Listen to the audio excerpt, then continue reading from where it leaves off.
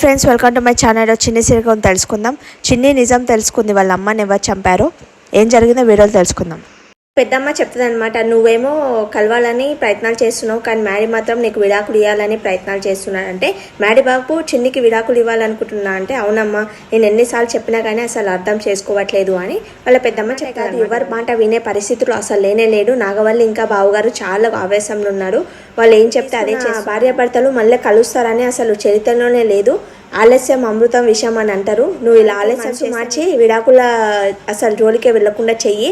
నువ్వు తప్ప అసలు మనసు మార్చలేరు, నువ్వు తప్ప అతన్ని మార్చలేరు అని అంటారు. చేసి నీ కాపురాన్ని నిలబెట్టుకో అమ్మా అని చెప్పేసి వెళ్ళిపోతుంది అనమాట. తను వాళ్ళ పెద్ద వెళ్తుంటే అడ్డంగా మన మధు వస్తుంది అనమాట. ఏంటి కళ్ళు కనపడట్లేదా అంటే, కనిపిస్తున్నాయి అంటే, మళ్ళీ మధ్యలో ఎందుకు ఆపావంటే కారు ఆపడానికి ఆపాను అని అంటే, ముఖ్యమైన విషయం మాట్లాడదాం అనుకుంటున్నాను అంటే, నాకు మాట్లాడాలని లేదు అని అంటాడు. తర్వాత నేను మాట విన్నాను, నువ్వు నాకు విడాకులు ఇవ్వాలనుకుంటున్నావంట కదా అంటే, అవును నేనేం తప్పు చేశాను అని అంటది. అంటే నువ్వు చేసింది ప్రతిదీ తప్పుయే, నన్ను చిన్ని అని చెప్పకుండా నువ్వు నాకు పరిచయం అయ్యావు, నాతో పెళ్లి చేసుకున్నావు అని అంటాడు అనమాట. అన్న ఇన్ని నాటకాలు ఆడి ఇన్ని మోసాలు చేసి నీకు విడాకులు ఇవ్వకపోతే ఎవరికి ఇస్తారు అని అంటాడు. తర్వాత నేను వాడి నాటకాలు ఆడలేను, నేనేం చిన్ని అని మాత్రమే నీ దగ్గర తాచాను, వేరే అన్ని నేను తప్పే చేయలేను, నేను మా అమ్మ నిర్దోషి అని నిరూపించినాకనే నేను చిన్ని అని చెప్దాం అనుకున్నాను, అంతే తప్ప జీవితాంతం చెప్పకుండా ఉండాలని అనుకున్నా. శాశ్వతం చేసిన తప్పు తప్పే, అబద్ధం అబద్ధమే, మోసం మోసమే అని అంటాడు.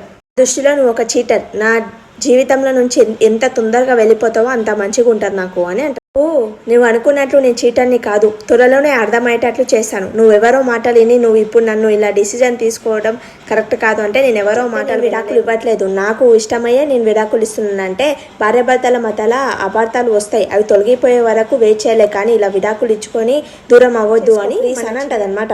అంటే మన దగ్గర ఉన్నది అపార్థం కాదు, స్వార్థం నా లైఫ్లో చోటు ఉండదు అని అంటారు. తర్వాత విరిగిపోయిన అద్దము అతుకుతుందేమో కానీ పలిగిపోయిన మనసు మళ్ళీ ఎదవగానే అప్పుడే నా మనసు నుంచి బంధం అనేది తెగిపోయింది. ఇప్పుడు చట్టపరంగా తీసుకుందామని అనడం ఖాయం అంటే తప్పు మ్యాడీ అని అంటే, ఈ విడాకులు ఇవ్వడం కాలం నా కోసం ఇలా దారి కాచి నాకు ఏదో చేయాలనుకోవడం అది తప్పు, అసలు నువ్వు నా గురించి ఏం వెయిట్ చేయకని చెప్పి పార్టీ బావా అంటే, పార్టీ ఎందుకు ఆ చిన్ని ఆఫీస్లో చేరినందుకు అంటే, కాదు మీ బావ చిన్నికి విడాకులు ఇస్తున్నారు కదా అంటే, ఇచ్చినప్పుడు చూద్దాము అంటే నీకు నమ్మకం లేదా అంటే, నమ్మకం లేదు మా బావ చిన్నికి విడాకులు ఇస్తాడని అంటది అనమాట శ్రేయ.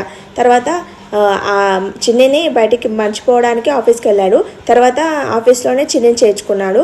అయితే మా బావ విడాకులు దాచాడు అని అంటాడు అనమాట.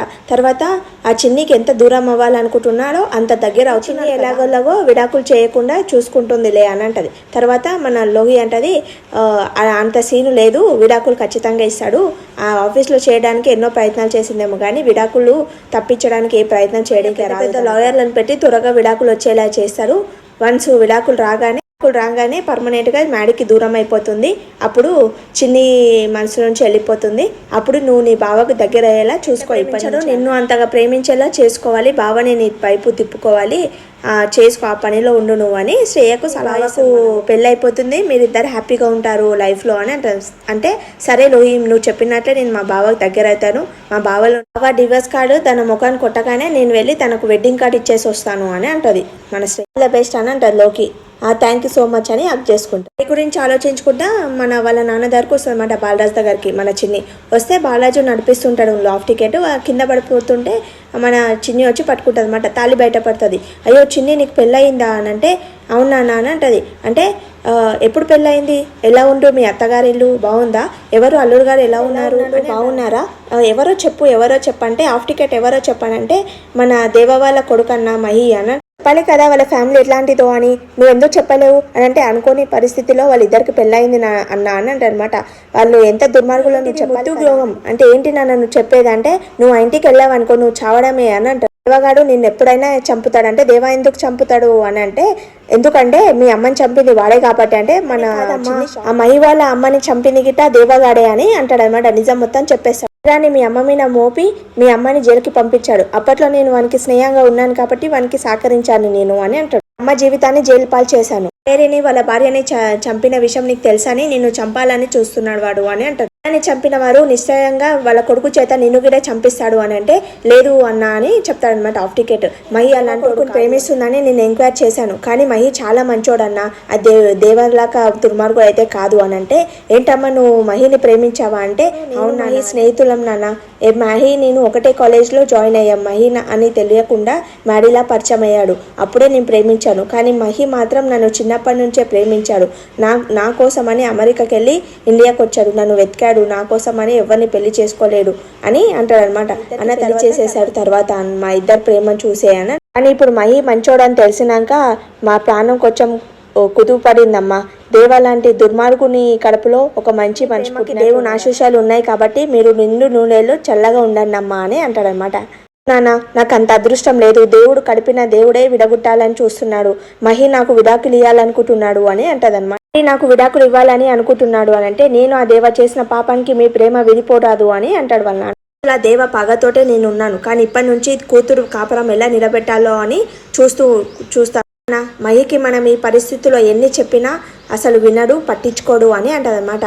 నా జీవితం ఇంతేనా, నేను ఎవరినైతే ఇష్టపడతానో వాళ్ళు నా జీవితం నుంచి దూరం అవుతానే ఉంటారని పాపం మన చిన్ని. నేను ఇష్టపడ్డ అమ్మ నాకు దూరం అయింది, నేను నిన్ను ఇష్టపడ్డాను, నువ్వు నాకు దూరం అయ్యావు, తర్వాత మ్యాడీని ఇష్టపడ్డావు, నా మ్యాడీ దూరం అవుతున్నాడు అంటే తలనాట్లను ఎవరు మార్చలేరు కదా నాన్న అంటే నువ్వు మార్చగలవు అని వాళ్ళు నువ్వే మార్చుకోవాలి అని అంటే నీ మహిని నువ్వే దక్కించుకోవాలంటే ఎలా దక్కించుకోవాలి నాన్న అని అంటారు. చిన్నప్పుడే దూరమైన తండ్రినే ఆ దేవ శిరసాల నుంచి తప్పించావు, నీ దగ్గర ఉన్నాడు, నువ్వు మ్యాడీని దక్కించుకోలేవా?